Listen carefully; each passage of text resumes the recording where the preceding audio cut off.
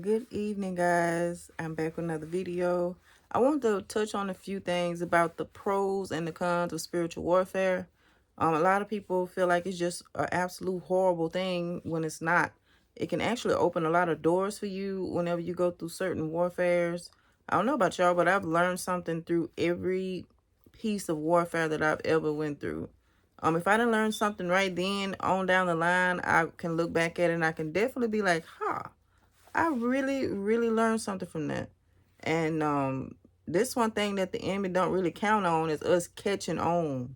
Okay, he expect us to be so dumbed down that we can't even catch on to certain stuff, but I do, because I'm trying to dissect what I just went through, or I'm trying to dissect the problem, the issue, and try to break it down and put it together into other aspects of my life so that I can know like the patterns of the enemy and things like that. So y'all, all right, this is going to be a video letting you guys know some of the things that are actually good about warfare, but I'm gonna start here though. Okay, the enemy, first of all, the enemy is highly intelligent. Highly intelligent. He has degrees of wisdom in the spiritual realm. He knows certain things to do. He knows the laws better than most humans do. There are laws in the spiritual realm that we all have to abide by in order to live a certain degree or a certain type of life, and so that we can all be in God's good graces. We have to live by those laws.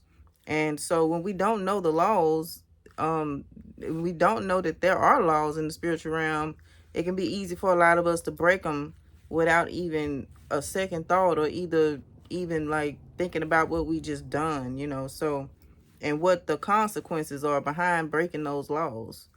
But also the enemy is slow at the same time.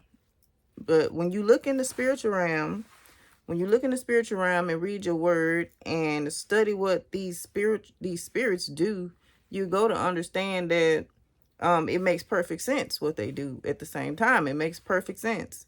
Their jobs, their assignments are to steal, kill, and destroy. So if that's what's on their brain or mind all the time, is to steal, kill, and destroy, and it's always to attack, then they're going to be really good at it, okay? So that's why you have to learn the enemy. And I suggest you guys to learn about the different types of spirits, okay? So what they want to do is destroy your everything about you, destroy your mind, destroy your relationships, marriages, finances, destroy your health, destroy your family dynamic, destroy everything about you. They want to steal your joy, steal your finances, steal your authority as well. The enemy has stolen a lot of people's authority. The enemy has stolen a lot of people's authority. And the way that he can steal people's authority is through the person falling into sin and not repenting, not trying to get their authority back, not just not having any knowledge at all in the spiritual realm, being ignorant to things in the spirit. And when you go to try to pray or cast something out, it won't leave because it has authority. It has probably your authority, most likely. And this is why it's important to study the enemy, study the demonic realm, study their functions, study their assignments or their roles, so that you will know what spirit or spirits that you are dealing with. Study the spirits so you know which ones you are dealing with. And make no mistake, God created these spirits, and he created them for a good reason. And it's I feel like some of it is to keep a lot of us in line, a lot of us together. Because to be honest, I don't want to be running around here doing whatever I want to do with no consequences. Because as you all know, a lot of times God will sick those things on us, and he'll let them get us. Seriously. And but he'll get us out. He'll be like, okay, don't do that no more. This is what is waiting on you if you do that again. Hey, it's genius to me. Thank you, Lord. So demonic spirits can be used to let us know when we do something wrong, and it could also let us know when we do something right. But you don't have to do anything wrong in order to be attacked. I hope you guys know that. You don't have to do anything wrong. Sometimes you're doing everything right, but you're probably being tested at that time, being tried or something like that. But you can actually use your attacks as a map. You can use it as a guide or a map in order to stay on the right path. It's about like putting your hand on a hot stove or something, that hurts. So you don't want to do that again. You notice that the last time you did that, you got tore out the frame, so you don't want to do that again. Or you can actually look at other people's lives, which is what I used to do back when I was a child. The reason I used to look at people and study them is because I'm like, okay, let's see how this worked out for them. And it didn't work out. It usually didn't work out well. I'm like, okay, well, I won't take that route because they got wrapped over there. So I don't want to go over there. I'd rather do it this way, and I feel like that would make more sense. We are supposed to learn from each other too, by the way, y'all. It's like I said, like putting your hand on a hot stove or burning your leg on a heater or something. You don't want to do it again because you see that it hurt or you've seen the outcome of it. But also, the same time, our flesh will get us right back in the situation knowing that it would hurt us.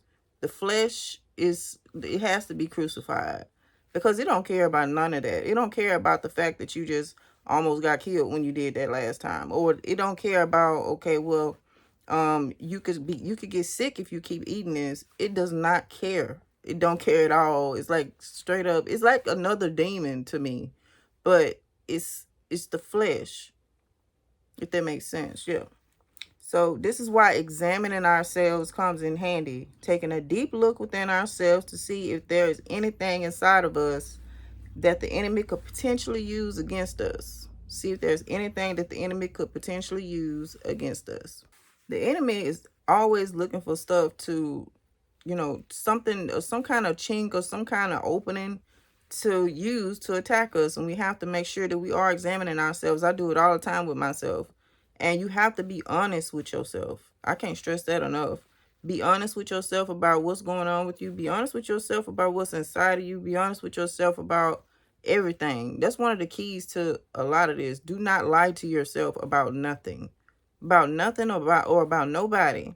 Because that is one of the ways that you can actually trick yourself into getting into some stuff and making yourself make yourself think that it is right for you to do certain things when you clearly know it's wrong, but you don't want to take accountability. So you'll sit up there and be like, well, this wasn't yes, it was. So just be honest with yourself so that it'll be better for you to stay out of harm's way if you're more honest with yourself about people, about yourself, about what's going on with you, about some of your flaws and issues and things like that.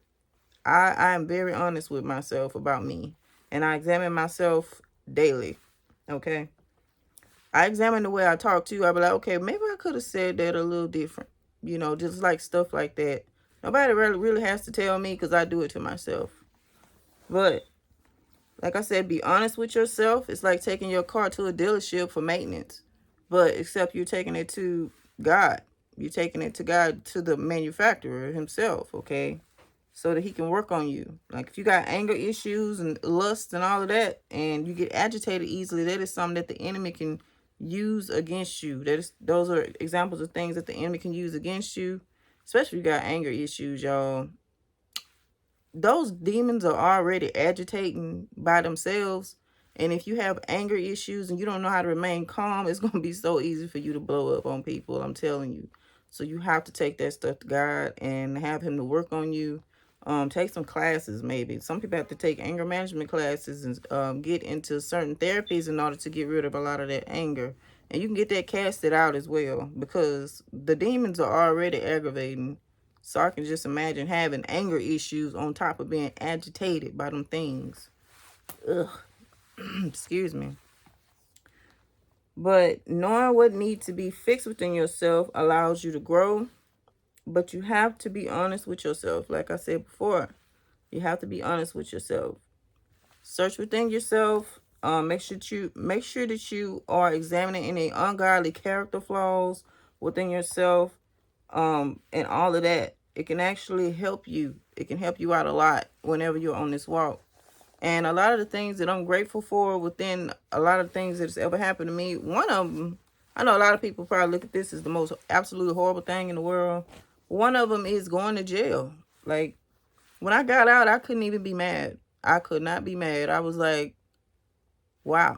Yeah, well, I was mad when I was in there, but once I seen the reason why I was there and I seen what all happened and how it it shifted me into a totally different person really quickly. So to me, that was quick to be shifted like that. But I'm very grateful for that. I'm very grateful for the experience. Now, I don't want to go back, but I'm grateful for the experience. I'm grateful that it turned out the way that it did. I couldn't even be mad because of how great it turned out to be. Couldn't even be mad, even though I wanted to be. I was like, I can't even be mad at this. And I'm also grateful for actually going through the witchcraft thing. I'm grateful for that because when I tell y'all the growth is real, I have a lot of spiritual knowledge now. It drew me closer to God and everything. And you can't buy this nowhere. This has to be something that you done walked out yourself for you to know how to do certain stuff and know about certain things and the little parts about it and everything. And I'm still learning too, even though I've been through it. But I'm still learning. So nothing wrong with that.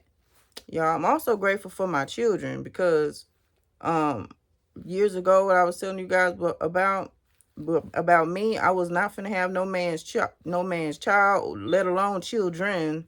And so this has molded me as well, having children and the way everything went.